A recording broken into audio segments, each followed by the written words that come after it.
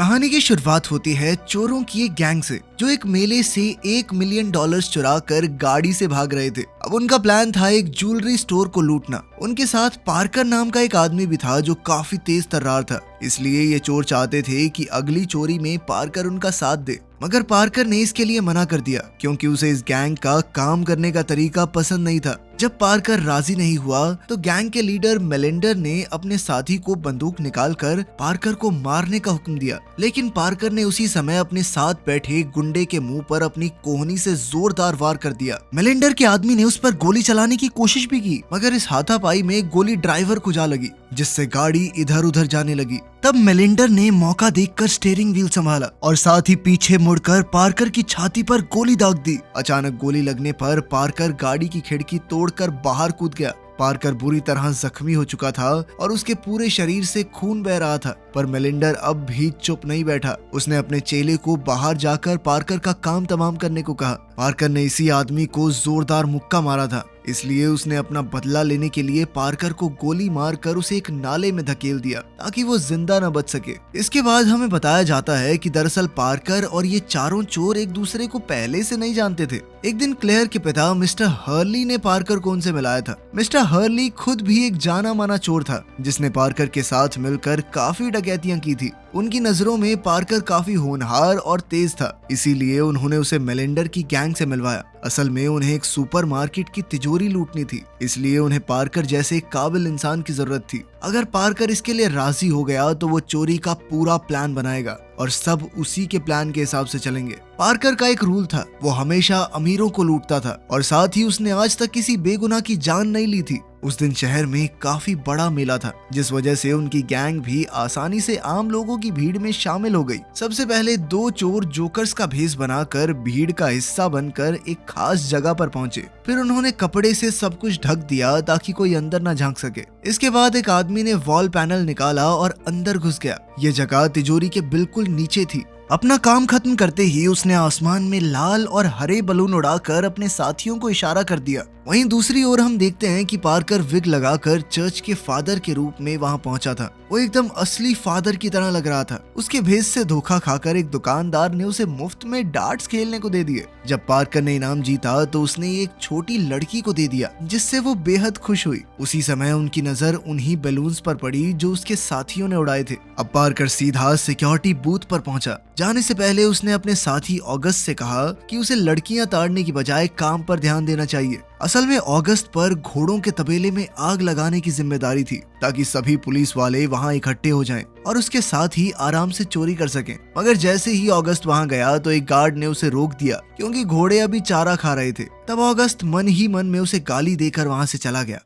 वहीं दूसरी ओर तिजोरी वाले कमरे में सब पैसे गिन रहे थे, पर किसी को ये भनक नहीं लगी कि मेलिंडर और उसके आदमी जोकर बनकर अंदर घुस आए थे। उसी समय पार्कर फादर के भेष में दो पुलिस वालों से रास्ता पूछने लगा। तभी अचानक जमीन के अंदर से एक जोकर बाहर आ गया और उसने पुलिस वालों पर बंदूक तान दी, लेकिन उसने गोली नहीं चलाई क्योंकि पार्कर ने कहा था कि वो मासूमों की जान नहीं लेंगे। थोड़ी देर बाद पार्कर ने दूसरे पुलिस वाले को बंदी बना लिया और जल्द ही उन्होंने वहां मौजूद सभी लोगों के फोन छीन लिए। तभी अचानक एक पुलिस वाले को डर के मारे अस्थमा अटैक आ गया, तो पार्कर ने उसे शांति से कहा कि वो किसी भी बेगुनाह की जान नहीं लेंगे, इसलिए उसे घबराने की जरूरत नहीं है। पार्कर की समझदारी देखकर मेलिंडर काफी प्रभावित हुआ। फिर उसने एक ब्लो टॉर्च की मदद से तिजोरी का ताला खोला और सारा पैसा अपने बैग्स में भर लिया। तभी अचानक बाहर से जोरदार धमाके की आवाज सुनाई दी। पार्कर और उसके दोनों साथी जानते थे कि ऑगस्ट ने असली प्लान फॉलो नहीं किया, इसीलिए वो उसी समय अलग अलग दिशाओं में भाग निकले। ये सारी ऑगस्ट की गलती थी क्योंकि उसने घोड़ों के तबेले की बजाय कुछ दूर जाकर सूखी घास में आग लगा दी थी। इस इलाके में कुछ बूढ़े लोग नाच गा रहे थे।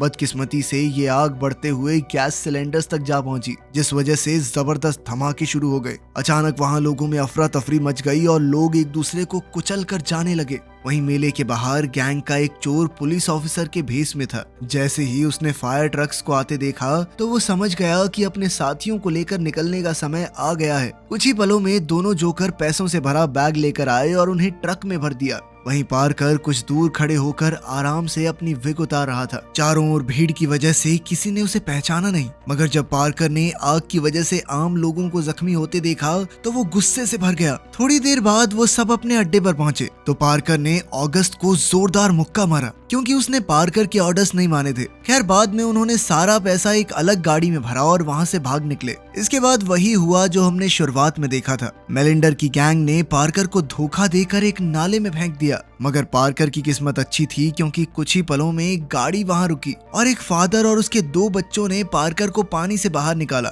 जल्द ही वो उसे इलाज के लिए हॉस्पिटल ले गए। कुछ समय बाद पार्कर की आंख खुली तो उसने देखा कि वो हॉस्पिटल में पड़ा था और उसके हाथ पैर तारों से लिपटे हुए थे। वहीं सामने टीवी पर कल की चोरी की खबर दिखाई जा रही थी। जब पार्कर को पता चला कि उन धमाकों में एक आदमी की मौत हो गई थी तो वो गुस्से से आग बबूला हो गया। अब उसने मेलिंडर की गैंग से बदला लेने की ठान ली थी। तभी उसके साथ मौजूद बूढ़े मरीज ने कहा कि उसे अभी बिस्तर से नहीं उठना चाहिए। उसने नर्स को बुलाने की कोशिश की तो पार्कर ने उसे रोक दिया। बूढ़े मरीज ने उसे बताया कि उसके परिवार से कोई नहीं आया और ना ही उसके पास से कोई आईडी मिली थी, इसलिए हॉस्पिटल ने इस मामले की खबर पुलिस को दे दी थी। उसी समय पार्कर ने देखा कि पुलिस की गाड़ी हॉस्पिटल में आ पहुंची थी। जैसे ही एक नर्स कमरे में आई तो पार्कर ने मौका देखकर उसका गला दबाकर उसे बेहोश कर दिया। फिर उसने खुद एक डॉक्टर का भेस बनाया और उस बूढ़े मरीज को व्हील चेयर पर बैठाकर बाहर ले आया। खुशकिस्मती से किसी ने उसे नहीं पहचाना। फिर बाहर जाते ही उसने बूढ़े मरीज से कहा कि चिंता मत करो चच्चा, तुम जल्दी ठीक हो जाओगे।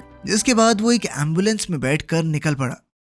कुछ दूर जाकर उसने एम्बुलेंस में रखी दवाइयों से अपनी मरहम पट्टी की। तब उसे मेलिंडर और उसकी गैंग के विश्वासघात को याद करके इतना गुस्सा आया कि उसने बदला लेने की कसम खाई। कुछ दूर जाने पर शिकार का इलाका आया, जहाँ उसने एक छोटे से होटल के बाहर गाड़ी रोक दी। जैसे ही एक आदमी कमरे से बाहर निकला तो वो अंदर घुसकर नहाने लगा और कुछ हथियार इकट्ठा करके बाहर आ गया। अब उसे एक नई पहचान की जरूरत थी, इसलिए उसने नॉर्टे नाम के एक आदमी को फोन किया। वो किसी भी तरह कागज तैयार करने के लिए जाना जाता था। खैर अब नॉर्टे ने कहा कि इस काम में काफी पैसे खर्च होंगे। पार्कर ने उसी समय हाँ कह दिया क्योंकि कुछ ही पलों में वो सामान गिरवी रखने वाली एक दुकान में चोरी करने वाला था। सबसे पहले उसने बंदूक की नोक पर वहाँ काम करने वाले आदमी को धमकाया, फिर उसके पैर में गोली मारकर उसके साथ चलकर उसकी मदद का नाटक किया। जैसे ही वो स्टोर में पहुंचे तो पार्कर ने कैशियर को भी बंदी बना लिया। वो दोनों चुपचाप उसकी बातें मानते रहे तो पार्कर ने उन्हें कोई नुकसान नहीं पहुंचाया। आखिरकार उसने ढेर सारे पैसे चुराए और बाहर निकलकर एक बूढ़ी औरत की गाड़ी में बैठ गया। कुछ ही समय में वो नॉर्टे के अड्डे पर जा पहुंचा, जहां उसे अलग अलग तरह के नकली कागज बनाने के बारे में बताया गया। मगर पार्कर ने कहा कि मुझे तो आम से कुछ कागज बनवाने हैं। उसने झूठ कह दिया कि ये बस मुझे गाड़ी की इंस्टॉलमेंट भरने के लिए चाहिए। नॉर्टे को उस पर यकीन हो गया और उसने पार्कर को 5 दिन बाद आकर कागज ले जाने को कहा। कुछ समय बाद हम देखते हैं कि पार्कर ने हर्ली को फोन करके सारे मामले की जानकारी दी। जब हर्ली को पता चला कि पार्कर मेलिंडर की गैंग से बदला लेने की फिराक में है तो हर्ली ने उसे इस गैंग के बचड़े में ना पड़ने की सलाह दी। असल में मेलिंडर काफी ताकतवर माफिया डॉन था। ऑगस्ट जो कि उसका शूटर है वो भी एक बहुत मशहूर गैंगस्टर का भांजा है, मगर पार्कर को इस सब से कोई फर्क नहीं पड़ता था। उसने हर्ली से कुछ जानकारी मांगी। हर्ली समझ गया कि अब पार्कर रुकने वाला नहीं है, इसीलिए उसने पार्कर को बॉबी की लोकेशन दे दी। असल में बॉबी ऑगस्ट का भाई है और उसके जरिए गैंग तक पहुंचना आसान होगा। अब पार्कर हर्ली के कहने पर बार में पहुंच गया, पर वहां जाते ही 3 हट्टे कट्टे बाउंसर्स ने उसका रास्ता रोक लिया।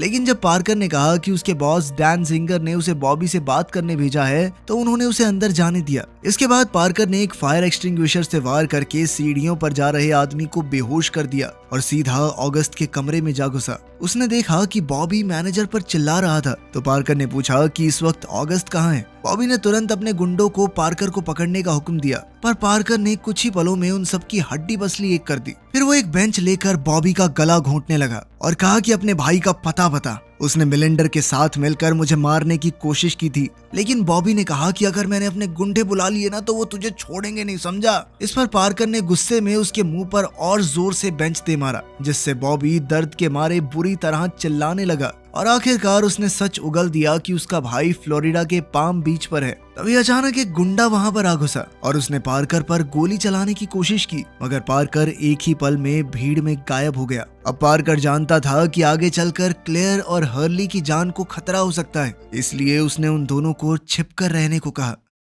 पार्कर ने क्लेयर का मन बहलाने के लिए कहीं घूम कर आने को कहा। वहीं दूसरी ओर हम देखते हैं कि पाम बीच पर एक हवेली में सभी गुंडे अपने हथियार तैयार करते हुए अगली डकैती की प्लानिंग कर रहे थे। तभी अगस्त को अपने भाई बॉबी का फोन आया कि पार्कर नाम का एक सन की गंजा आदमी उसकी जान लेने के लिए आ रहा है। ये सुनते ही मेलिंडर ने तुरंत अगस्त के सर पर बंदूक रख दी और उसे अपने माफिया अंकल डैन जिंगर से मदद मांगने को कहा। उसके मुताबिक अगस्त पार्कर की जान लेने में नाकामयाब रहा था, इसलिए ये सारी गलती उसी की है। खैर फिर अगले दिन हम देखते हैं कि जब हर्ली और क्लारा घर से निकलने वाले थे तो एक निशानेबाज घर के बाहर उन पर नजर रखे बैठा था। जब हर्ली अपनी पत्नी को लेने गया तो पीछे क्लारा घर पर अकेली थी और ये आदमी चुपके से अंदर घुस आया। वो धीरे धीरे उसके बेडरूम तक पहुंचा, पर उसकी एक आवाज से क्लारा चौकन्नी हो गई। उसने फटाफट एक छोटा चाकू उठाया और अपने कमरे की खिड़की से फरार हो गई। उसने इस गुंडे की गाड़ी के टायर पंचर कर दिए और फिर रास्ते में उसने पार्कर को फोन करके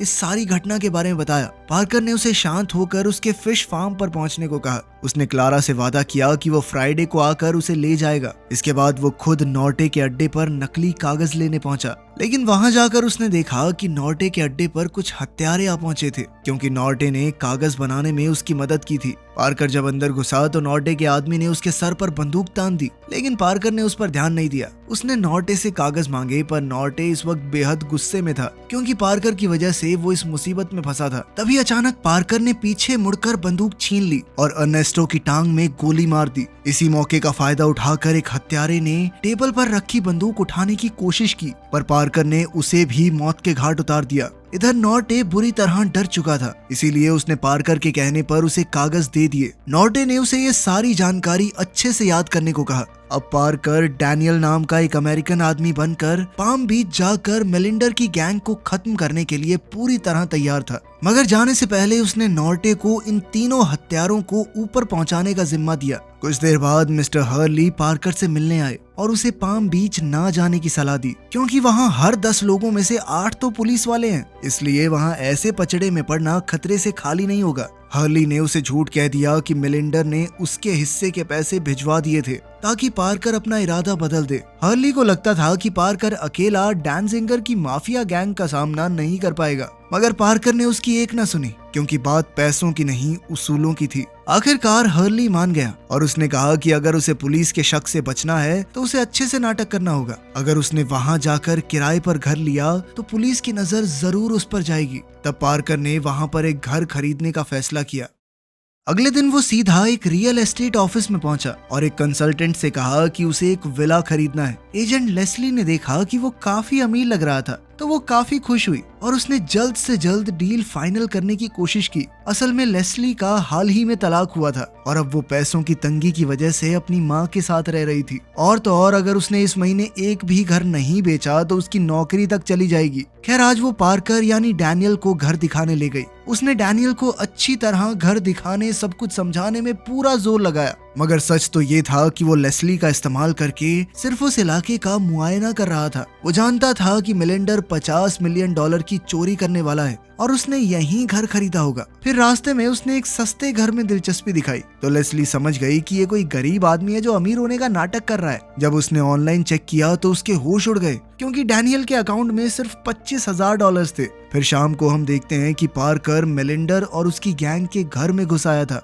जब उसने देखा कि सब लोग घर पर ही हैं, तो वो पीछे के गार्डन में छुप गया। जैसे ही गैराज से गाड़ी बाहर निकली तो वो मौका देखकर चुपके से अंदर आ गया। अब वो इधर उधर घूम रहा था, पर उसे कोई दिखाई नहीं दिया। फिर उसने टेबल के नीचे 2 बंदूकें चिपका दी। इसके बाद वो स्टोरेज शेड में पहुंचा तो उसे गैंग के कई हथियार मिले, मगर उसने उन्हें चुराया नहीं बल्कि उनके सेफ्टी कैचेस काट डाले। कुछ ही समय में वो सब कुछ पहले की तरह रखकर गैंग के वापस लौटने से पहले घर से बाहर आ गया। उधर गाड़ी में अगस्त ने कहा कि उसके अंकल ने एक और हत्यारे को भेजा था। तभी हम देखते हैं कि यह हत्यारा नॉर्टे के पास जा पहुंचा और इस बार नॉर्टे की जान बच न सकी। खैर इधर पार्कर ने देखा कि लेस्ली उसका इंतजार कर रही थी। वो जानती थी कि वो एक बहरूपिया है। जल्द ही पार्कर को इसका एहसास हो गया और उसने लेस्ली के बाल पकड़कर उससे पूछा कि वो किस गैंग के लिए काम करती है। लेस्ली ने कहा कि वो अकेली आई है, तो पार्कर ने उसे छोड़ दिया। वो जानती थी कि जिन लोगों ने ये हवेली खरीदी है वो गुंडों की गैंग है और पार्कर भी एक गुंडा ही है। अब लेस्ली ने कहा कि वो भी उसके साथ काम करके पैसे कमाना चाहती है, क्योंकि इस बेकार नौकरी से उसका गुजारा तक नहीं हो पा रहा। पार्कर उसकी बात सुनकर हंसने लगा, क्योंकि जो लड़की एक बंदूक तक नहीं पकड़ सकती वो उसके मिशन में क्या मदद करेगी। तब लेस्ली ने कहा कि वो यहाँ के लोगों और इलाके को अच्छे से जानती है, इसीलिए वो उसके काम आ सकती है। अगर वो लेस्ली के साथ होगा तो उसके लिए काम करना काफी आसान हो जाएगा, कोई उस पर शक नहीं करने वाला। उसी पल अचानक पार्कर ने उसे अपने सारे कपड़े उतार कर बाल बांधने को कहा। लेस्ली को लगा कि वो उसके साथ कुछ गलत करना चाहता है, मगर पार्कर उसके शरीर पर सिर्फ टैटू ढूंढ रहा था। खैर अगले दिन वो फिर से कंसल्टेंट और क्लाइंट होने का नाटक कर रहे थे, तो पार्कर ने लेस्ली को बताया कि वो मिलिंडर की गैंग को ज्वेलरी की चोरी करने देंगे और फिर उनकी नाक के नीचे से सारे गहने चुरा कर भाग जाएंगे। पर लेस्ली को डर था कि पार्कर उन्हें जान से मार डालेगा और वो किसी के कत्ल का हिस्सा नहीं बनना चाहती थी, लेकिन पार्कर का कहना था कि वो सब कुछ खुद संभाल लेगा। लेस्ली को पता चला कि मिलिंडर की गैंग मिसेस ग्रैंडन की ज्वेलरी ऑक्शन में चोरी करने वाली थी, तो वो काफी हैरान हुई, क्योंकि वहाँ इतनी कड़ी सिक्योरिटी होती है कि एक मक्खी भी दरवाजे से अंदर नहीं आ सकती। उसने पार्कर से कहा कि मैं ये काम नहीं कर पाऊंगी, लेकिन अब बहुत देर हो चुकी थी, क्योंकि उसने पहले ही पार्कर का साथ देने का वादा कर दिया था। उन्होंने देखा कि मिलिंडर की गैंग उनसे एक कदम आगे थी। वो डेकोरेशन वाले आदमी बनकर हॉल में घुस आए थे और जल्द ही उन्होंने वहां रखे हर एक गहने की जगह याद कर ली। वहीं दूसरी ओर हम देखते हैं कि उनका भेजा हुआ एक हत्यारा पार्कर के घर में घुस आया था, मगर पार्कर ने उसका चाकू छीन लिया और उनमें जबरदस्त लड़ाई शुरू हो गई। पार्कर ने उसे किचन कैबिनेट पर फेंका और फिर एक तार की मदद से उसका गला घोंटने लगा, लेकिन ये आदमी भी कुछ कम नहीं था। उसने जल्द ही खुद को छुड़ाकर पार्कर पर फिर से हमला किया। वो प्लास्टिक कर्टेन से पार्कर का दम घोंटने की कोशिश कर रहा था कि ऐन वक्त पर पार्कर ने उसके पैर पर जोर से पैर दे मारा और जैसे तैसे अपनी जान बचाई। आखिरकार उसने टॉयलेट के ढक्कन से वार करके उसे बेरहमी से मार डाला।